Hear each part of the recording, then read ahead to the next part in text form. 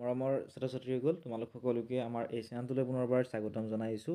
বহুতো ছাত্ৰ ছাত্ৰীয়ে ক্লাছ 8ৰ NIMS এক্সামৰ প্ৰিভিয়াছ ইয়াৰৰ কুৱেশ্যন পেপাৰসমূহৰ আনচাৰসমূহ কৰি দিবলৈ কৈ আছিলে। গতিকে মই তোমালোকৰ বাবে লৈ আহিছোঁ 2020-21 চনৰ ক্লাছ 8ৰ মেণ্টেল এবিলিটি টেষ্টৰ কুৱেশ্যন পেপাৰখনৰ কেইটামান কুৱেশ্যনৰ আনচাৰ। গতিকে ভিডিঅ'টো শেষলৈকে চাই থাকিবা। প্ৰথমতে আমি 7 নম্বৰ কুৱেশ্যনটো চাওঁ আহা। কুৱেশ্যনটোত কি দিছে চোৱা, 13 দিছে, তাৰপিছত দিছে 16, তাৰপিছত আছে 11, তাৰপিছত 18, তাৰপিছত 9, তাৰপিছত আছে 20। নেক্সট কি হ'ব, এই যিটো কুৱেশ্যন মাৰ্ক আছে, এই কুৱেশ্যন মাৰ্ক থকা ঠাইখিনিত নেক্সট সংখ্যাটো কি হ'ব আমাক সুধিছে। অপশ্যনবিলাক তোমালোকে চোৱা, অপশ্যন এত আছিলে 3, অপশ্যন বিত আছিলে 5, অপশ্যন চিত আছিলে 6, অপশ্যন নম্বৰ ডিত আছিলে 7। প্ৰথমতে তোমালোকে ভিডিঅ'টো প'জ কৰি আনচাৰটো উলিয়াবলৈ চেষ্টা কৰা, আৰু যদিহে পাৰিছা তেনেহ'লে কমেণ্ট ছেকশ্যনত জনোৱা। ঠিক আছে, এনেকুৱা ধৰণৰ যেতিয়া তোমালোকক সংখ্যা দিব, ঠিক আছে, আমাক প্ৰথমতে লিখি লওঁ 13 দিছে, তাৰপিছত আমাক কিমান দিছে 16। নেক্সট কিমান দিছে চোৱা, 11 দিছে, তাৰপিছত আমাক কিমান দিছে দিয়া আছে 18 দিয়া আছে। নেক্সট দিয়া আছে 9, তাৰপিছত দিয়া আছে 20।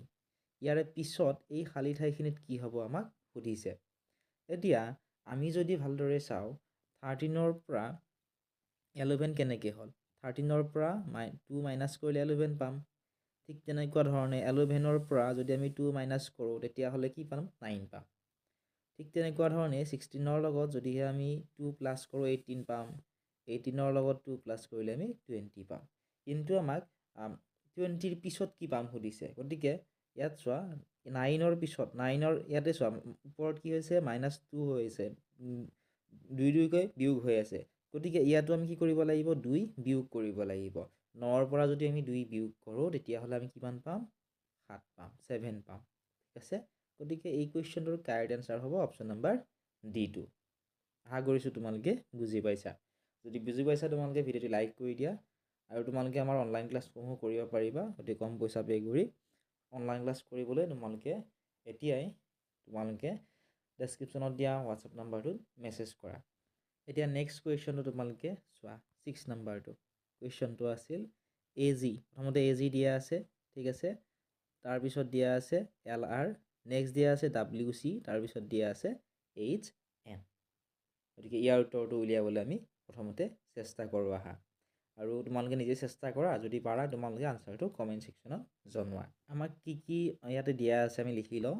যেনে ধৰা আমাক দিয়া আছে AG দিয়া আছে, AG লিখি ল'লোঁ AG, তাৰপিছত দিছে আমাক LR, LR লিখি ল'লোঁ LR, নেক্সট দিয়া আছে WC, WC, তাৰপিছত দিয়া আছে HN। ঠিক আছে, এইখিনি লিখি লোৱাৰ পিছত তোমালোকে জানিব লাগিব, আমি তোমালোকে স্ক্ৰীণত দেখিবলৈ পাইছা, আমি 1 বুলি ধৰিব পাৰোঁ, বিগ 2 বুলি, C 3, D4, এনেকুৱা ধৰণে জেডলৈকে, জেডটো যিহেতু 26 নম্বৰত আছে, জেডক 26 বুলি ধৰিব পাৰোঁ। এতিয়া এই A আৰু Lৰ মাজত কিমান ডিফাৰেঞ্চ আছে চোৱা। Aৰ লগত যদি আমি 11 এটা প্লাছ কৰোঁ, অৰ্থাৎ এইটো যিহেতু 1 নম্বৰত আছে, এনেদৰে যদি আমি 11 যোগ কৰিলে কিমান নম্বৰ পাওঁ আমি, 12 নম্বৰ। 12 নম্বৰত কি আছে তোমালোকে চোৱাচোন, 12 নম্বৰত কি আছে, 12 নম্বৰত আছে L।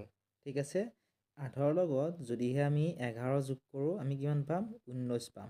ঠিক আছে, এই 19টো কিমান নম্বৰত আছে তোমালোকে চোৱাচোন, 19টো আছে S মানে কিমান তোমালোকে চোৱা, S মানে হৈছে 19। গতিকে S ক'ত আছে, C নম্বৰত S আছে, অপশ্যন নম্বৰ C হ'ব শুদ্ধ উত্তৰ।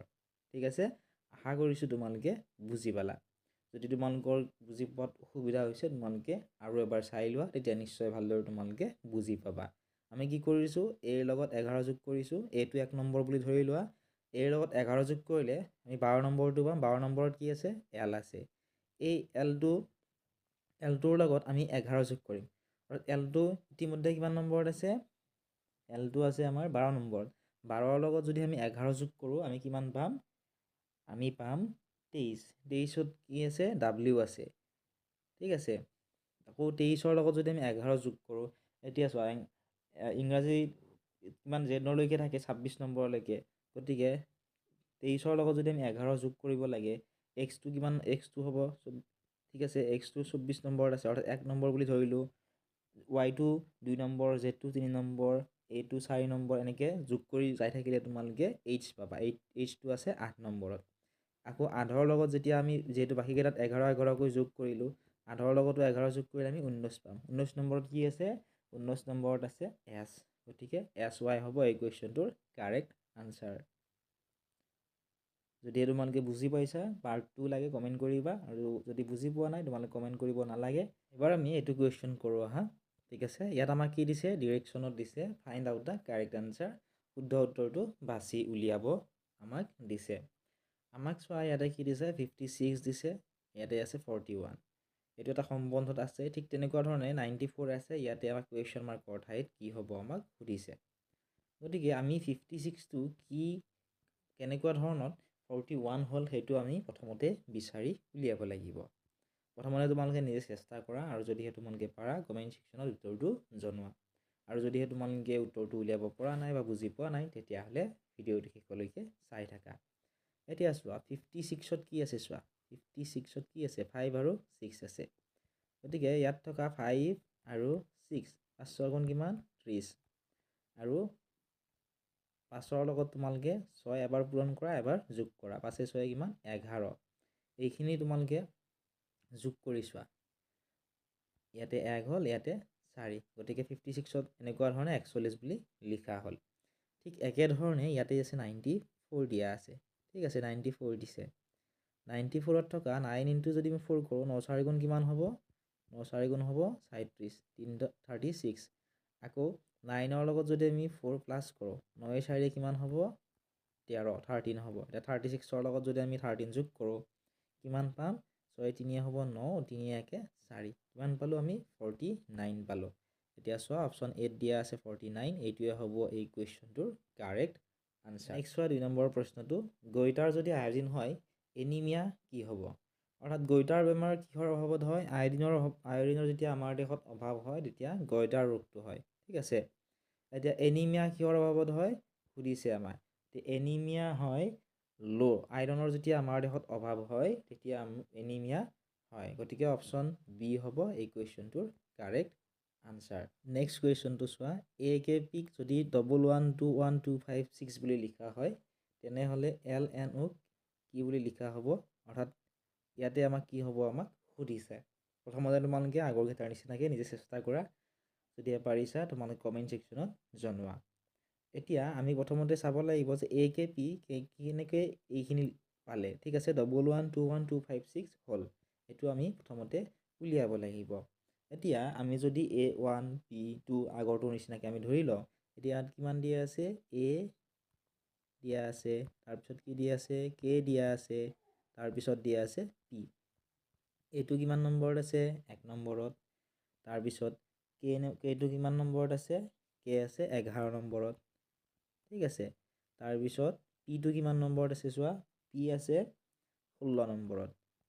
এইকেইটাক যদি আমি বৰ্গ কৰোঁ অৰ্থাৎ 1ৰ লগত যদি আমি 1 এটা পূৰণ কৰোঁ আমি কিমান পাম 1 পাম ঠিক তেনেকুৱা ধৰণে 11 যদি আমি বৰ্গ কৰোঁ 11 গুণ কিমান হ'ব 121 হ'ব বৰ্গ কৰিলে ঠিক তেনেকুৱা ধৰণে 16ৰ লগত যদি আমি 16 পূৰণ কৰোঁ ঠিক আছে তোমালোকে পূৰণ কৰি চাব পাৰিবা 16 পূৰণ 16 কিমান পাবা 256 পাবা গতিকে এই টোটেল এইখিনি যদি আমি লগ লগাওঁ 1 2 112125 অৰ্থাৎ এই সংখ্যাটো আমি পাম গতিকে ঠিক তেনেকুৱা ধৰণে এইটোৰ নিচিনাকৈ আমি এল এন অ'ৰো উলিয়াই ল'ব লাগিব প্ৰথমতে আমি লিখি ল'লোঁ এল লিখিলোঁ এল তাৰপিছত লিখিলোঁ এন তাৰপিছত লিখিলোঁ অ' এতিয়া তোমালোকে এল এন আৰু অ' কিমান নম্বৰত আছে চাব লাগিব তোমালোকে ভালদৰে চোৱা এলটো কিমান নম্বৰত আছে এল আছে 12 নম্বৰত